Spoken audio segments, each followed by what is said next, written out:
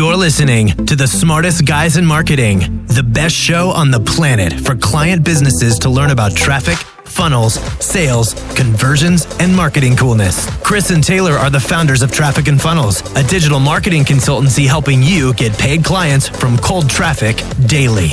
Now, here are your hosts, Chris and Taylor.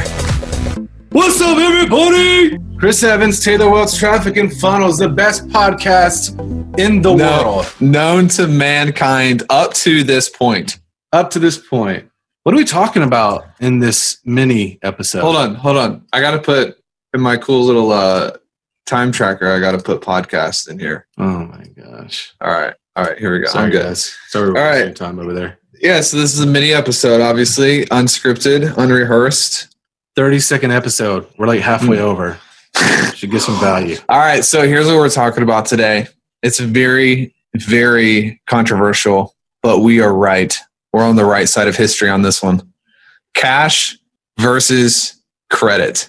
And in fact, I wanted to record a video about this, but the podcast will have to do for now. We'll come back to that. And I was going to title this Wealthy Money versus Poor Money. Because really the whole cash versus credit thing is really a reflection of how it's a reflection of the differences between how the wealthy think about money versus how the poor think about money. Cash and credit, they're both money, both forms of wealth.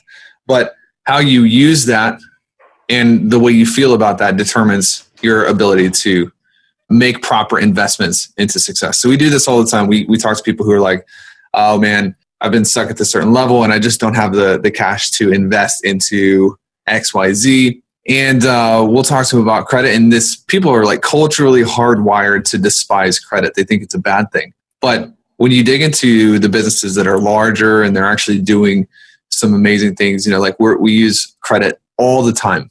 Most of our advertising expense is put onto credit. Why is that? Yeah, well, there's multiple, but we can cash flow, right? We're leveraging someone else's money to cash flow. And it's interest free. Obviously, we don't just stack up debt. That would be stupid. But we can leverage Citi or Chase or whoever's money for our own benefit. Yeah, exactly. So we get people who will come in and they'll put something on an Amex or they'll put something. And this has become affectionately known. I think the first time I actually heard about this was from a guy named Dan Meredith who talked about the Amex challenge. Have you heard of this? No. Yeah, so basically you go out and you make a bunch of investments and you put it on an Amex and you set a challenge for yourself to pay all of that off in 30 days. Now, you could die from this, basically. It's not necessarily the safest way. Disclaimer. But my very first coach, I remember I put it on an American Express, not because, well, actually it was because I didn't have the money, but that's beside the point. I believed that he had what it took to help me. And more than anything, I believed in myself to be able to actually turn this into a positive experience and a positive ROI. And when people come down, when you get down to the root of it, when people are like, no, I can't invest, I can't do credit, I have to have the cash, I have to save up the whole thing up front, it really reveals an inability to bet on themselves. They don't necessarily trust in themselves. They feel like that they don't have what it takes to discipline themselves through the process. And that's why they're afraid of it. Well, not only are they deficient in cash, but they're deficient in confidence. That was really good, bro. Oh my gosh, I just want to drop my microphone right now. Chris is taking his shirt off. Heavy. You can't see this, but he's taking his shirt off right now. I'm about to run around naked. Naked. But it's true though, right? Like we have no problem dropping 25 grand or 50 grand or whatever because we are confident in our ability to recoup that investment. And if it were worst case scenario and for some reason that didn't happen, whether the service provider we might have hired totally sucked and blew it, like we're okay with that. Yeah.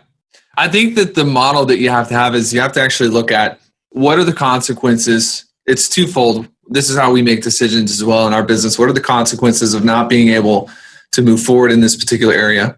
And you kind of get a read on that. And then also what's the likelihood of me being able to make this money back in the next 12 months? Mm-hmm. And if you have a decent likelihood of making it back in the next 12 months, then really I would recommend that the investment be made on credit anyways, because you're going to be able to monetize that and it's not utilizing or cutting into your own cash flow. People have this romanticism about being able to pay for things in cash. Remember one time I was having lunch with a group of friends, and we had started getting a measure of success. It was about a year and a half ago. I think I told you about this, Chris.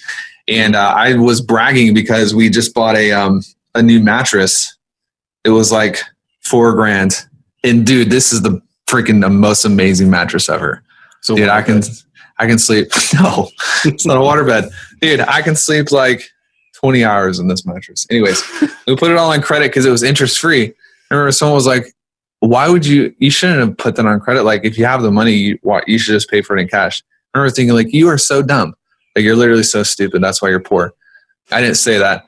But honestly, like if you're able to make an investment and it not cut into your own cash flow, then there's nothing romantic about paying for it in cash up front. That's not a romantic idea. Neither is buying cars in cash or buying homes in cash. And I'm trying to explain this to our mortgage person right now because she's trying to get us to pay like a gazillion dollars up front for a house. And I'm trying to explain to her, like, there is a cost to me pulling this out of our bank account because of the ROI that's coming out of it. I'd rather use credit. I'll use credit all day long.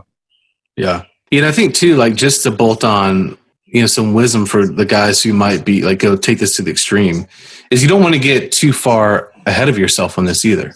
Like you don't want to be stupid too.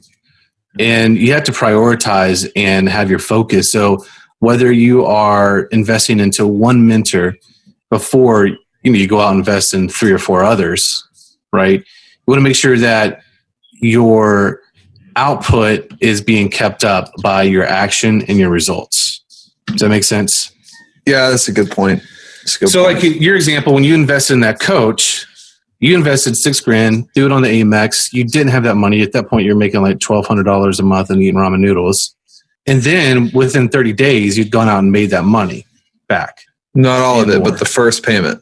So you were close. Like you were keeping in pace with your investment, essentially. Yeah, absolutely. And you were building your confidence at the same time. And then so when the next opportunity came to invest and leverage credit, you had the confidence and you had the track record. Yeah. And I had learned that habit of backing myself into a corner where if I was going to make an investment, my skin was in the game to where I'd backed myself into having to take action. Yeah. And that's the problem with a lot of these information products and things out there today. It's like, like $4 and a book is $10 and you've got these people who just buy everything and they'll never implement them. And that's a problem. It's very comfortable to do. It's comfortable. Yeah. Working with us is not. Well, working with me is, but Chris is mean. I'm extremely mean. So, yeah, it's just having that abundance mindset versus poverty. Mm-hmm. Yeah. So cash versus credit. Always use the credit. Stack up as much debt as you can and then disappear. We need to get a disclaimer on this page somewhere. I'm totally kidding. But yeah, it just reflects more than anything 2 different ways of looking at an ROI. And that's important. So, and if you lack the confidence to leverage the credit, there's probably a deeper issue going on with you that we need to talk about next time on the Price is Right. Cool. Peace. Later. All right. See ya. This is thepodcastfactory.com.